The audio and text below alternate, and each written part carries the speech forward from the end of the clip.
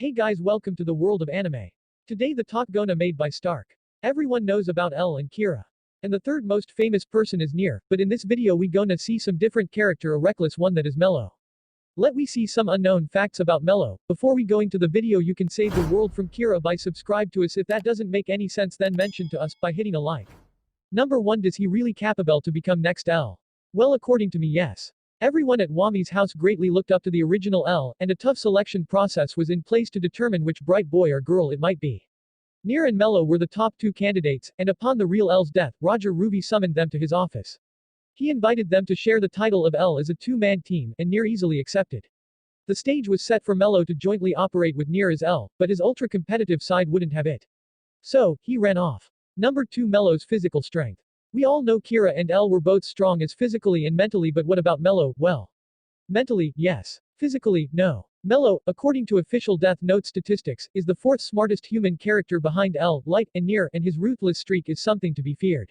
He also wields pistols and is willing to set off explosives. But you'd never guess it if you met him. He's 5 feet 7 inches, or 171 centimeters, and weighs in at just 115 pounds, or 52 kilograms. He's a little guy, and it's no wonder he asks his mafia thugs to do everything for him. Not just so he keeps his own hands clean, but he's not the biggest kid on the block. Some of those mafia thugs must weigh twice as much as he does. Number 3, is he completely evil? The answer may be surprising, no. Mello is certainly an aggressive fellow, and he would probably rank as chaotic evil in the Dungeons and Dragons alignment chart. Even Light is shocked at his extreme methods, such as blowing up his own headquarters to escape Soichiro's assault team. But Mello is capable of mercy, and when Soichiro cornered him, Mello thought to himself how he honestly didn't want to kill Soichiro if it could be helped. Later, when Matt died, Mello felt genuine guilt, and hoped that Matt's spirit would forgive him. Number 4, his attitude. He has a cool attitude. He can go any far to achieve what he wants. For example, when Mello calls the American president and threatens him in order to get a deal. Mello demands use of satellites, federal resources, money, and more.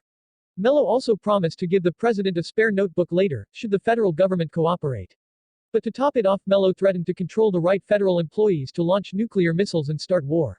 This was his idea of leverage. Uncount to Mello or the president, that threat was actually empty, since the Death Note cannot be used to indirectly kill people like that.